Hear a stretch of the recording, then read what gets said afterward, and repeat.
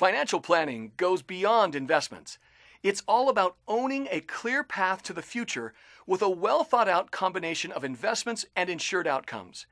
It's a process that can lead to true long-term financial independence. If you live in Scottsdale, work with one of the best advisors in Arizona, Steve Jur-itch with IQ Wealth Management in Scottsdale. Steve will take the time to make sure you get the right plan right from the start. Let's listen in on Steve's popular daily radio show, Mastering Money on Money Radio. At any point throughout, you can visit our website by clicking the little circle with the I in the top right corner. You'll hear this financial term often on the radio and at steak dinner financial seminars. The Stretch IRA. Now, at the steak dinner, the PowerPoint slides and an adept presenter can make a Stretch IRA sound like a windfall of some sort, a miracle of modern financial science. But there are realities that most people are not aware of. The fact is that an IRA owner has the right to name whoever they wish to be the beneficiary of their retirement account. However, because Congress did not want to allow IRAs and other retirement accounts to continue indefinitely, they made provisions imposing rules on beneficiaries after the original IRA owner passes away. The required minimum distributions, also known as RMDs, must still be taken by the beneficiary, forcing the account to be liquidated over time. How do you choose the right beneficiaries for your IRA? Do you choose your spouse or do you choose a trust? Significant problems can arise in the case of trust named as the beneficiary of an IRA unless proper wording is contained in the trust, and as long as there are no non-person beneficiaries named in the trust. CPAs remind us that Treasury regulations do allow trust in certain circumstances to be treated as designated beneficiaries, eligible to stretch post-death RMDs over life expectancy by looking through the named trust to the underlying beneficiaries and using their life expectancies instead. The caveat, though, is that qualifying for see-through trust treatment requires the trust to be drafted properly, consider crucial decisions like whether to be structured as a conduit or accumulation trust, and at best may still entail the trade-off of less favorable income tax treatment to achieve other financial and estate planning goals. And what about the stretch itself? Is it part of the tax code? Is it just privilege, courtesy extended by an IRA custodian that the kids can just blow up after you die? Or is it an instrument that has some legal muscle and teeth? Let's talk about it. Certified income specialist Steve Jur-itch spends his professional time modeling income and growth portfolios for retiring engineers, healthcare professionals, teachers, business owners, technicians, attorneys, and other professionals. Steve is the originator of the trademarked Safer Buckets system and is a genuine annuity authority. Steve is a certified annuity specialist and author of the best-selling book, Smart is the New Rich. His firm, IQ Wealth Advisory, LLC in Scottsdale, is a registered investment advisor and fiduciary with asset custodian Fidelity Institutional. Steve's team includes certified financial planner Murray Titterington, CPA Todd Simmons, and CPA Nick Stefaniak, who holds a master's degree in taxation. His comments have been seen on Bloomberg, MarketWatch, and CNBC.com. Steve, how you doing today? Doc, doing just great today. How are you doing? I'm doing good, thank you, sir. Yeah. Hey, earlier today on Mastering Money, we discussed the Stretch IRA and some things that I would imagine that many consumers just aren't aware of. Right. Let's review those. And first of all, is the Stretch indeed part of the tax code? That's a great question. I think I can't say it any better. In hearing your opening comments, I looked over here, and I've got some comments by CPA Ed Slott, who's considered one of the premier experts on stretch IRAs, IRAs in general. He says, here's the good news. The Congress can't take it out of the tax code because it doesn't exist in the tax code. It's just a name everybody's made up, the Stretch IRA. Some companies call it multi-generational IRA, and it's really just the ability, which is in the tax code, for a beneficiary, say a 40-year-old or even a 1-year-old, to inherit an IRA, but instead of getting taxed on it all at once, they can take distributions over their life expectancy, only having to take a minimum amount each year in an inherited IRA.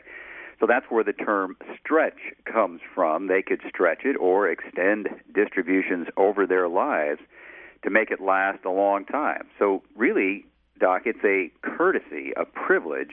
It's not something with its own muscle and teeth. In order to get that, you need another document. Okay. But we hear about it all the time. Oh, yeah. Yeah, and like you said, I think it's abused at some of these steak dinner seminars. I don't know about you, I get about anywhere from 2 to 5 per month at my house, inviting me out to a steak dinner, of course, and to be another financial advisor. They all talk about the same things, of course, and many of them can make a stretch IRA look like, wow, you're turning your whole family into a bunch of millionaires. The reality is that the stretch can be blown up if it's not put together right, if it doesn't have a IRA custodian that allows or has a beneficiary designation restriction payout form. If they don't have that, all they're asking is a letter from somebody, from the person who owns the IRA now and is choosing his or her beneficiaries. And if all they're asking for from you is a letter that says, I'd like you to pay this out this way over time when I die, and make sure that my kids take it out over their lifetimes, and then pass it on to their kids, and then those kids pass it on to their kids. And they will perform the task. Many insurance companies on annuities will perform that task. But if they aren't having you sign what is called a beneficiary designation with restricted payout for either a qualified or even a non-qualified annuity, you don't have any muscle or any teeth. What you thought you did was create control in your beneficiary payout stream. Instead, what happens is if the son or daughter that you were trying to protect from themselves suddenly says, I'd like the cash, not this big old stretch. Well, there are going to be taxes on that. Oh yeah, I don't really care about that. So here's this $300,000 they were supposed to stretch out. Hey, they don't mind walking away with $250,000 cash, and guess what? The IRA custodian or the insurance company will just hand them the money. They'll verify who they are, of course, and Sure. They won't just send a check on the phone conversation, but that's what will happen. That stretch needs to have that restricted payout form along with it. Otherwise, the IRA custodian has no legal instructions to keep the money, and they'll just hand it over. All right, Steve, that's one idea, the stretch. But really, I think most common is that we see one spouse inheriting the IRA of another spouse. Yeah. Let's talk about that, because what really are the options for a spouse who inherits an IRA? All right. Well, Doc, when a spouse is named the primary beneficiary of an IRA, they have the following options after the holder's death.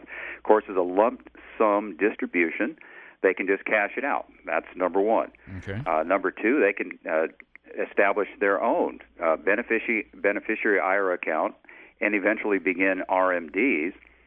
Because of their spouse, they can begin it on their own age and not the age of the spouse that passed away. Now, they can choose to delete the entire balance before the end of the 5th year following the year of the IRA holder's death.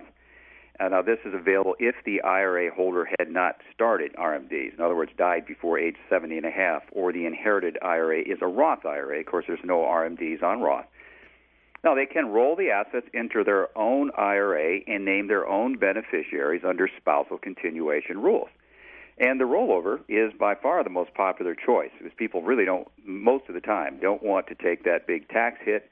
The plan perhaps has been all set up, and they are taking the income anyway or are enjoying those RMDs. In the case of an annuity with a joint income designation on the rider, you need to make the spouse the primary beneficiary. Otherwise, if you make the trust the beneficiary, you can nullify the continuation of the income under the rider. So if you have an annuity that is your IRA and you are expecting to take joint income from it, it's very much so you want to set up the beneficiary designation so that the spouse is the primary, and the trust, if you want to name a trust, should be the contingent beneficiary, and keep the two separate is the recommendation of many, many attorneys. Other attorneys like to sell you $5,000 trusts, and so their recommendation is put everybody in the trust. I bet they do like to sell those trusts at that price. Oh, yeah. Hey, Steve, you've been doing this for a long time, over 20 years now. Yeah. How have you seen it work out in real life with the Stretch? Yeah, that is a great question, because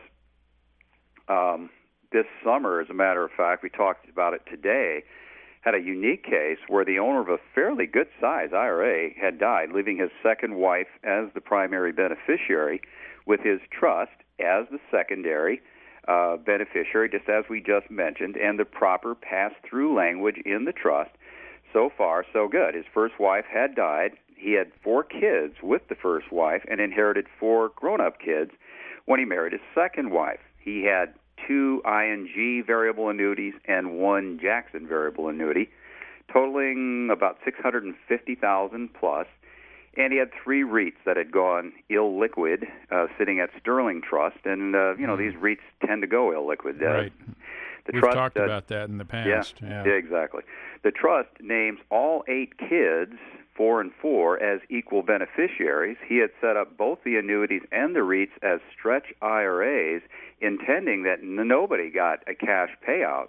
He was intending that everybody just got their monthly stipend.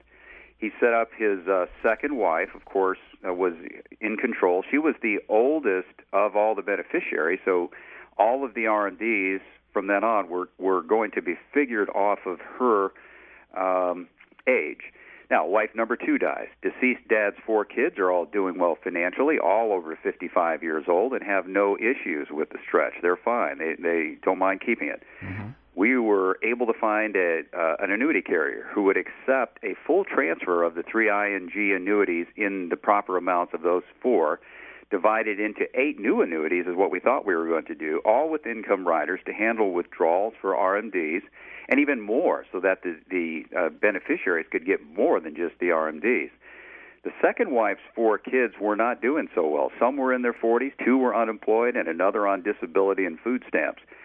They all wanted cash outs instead of keeping the terms of the Stretch. We thought, well, are they going to be able to get it? Well, ING and Jackson receiving a note from the 2 trustees, which were now the oldest sons of each 4 and 4 sets of kids, and they cut him a check.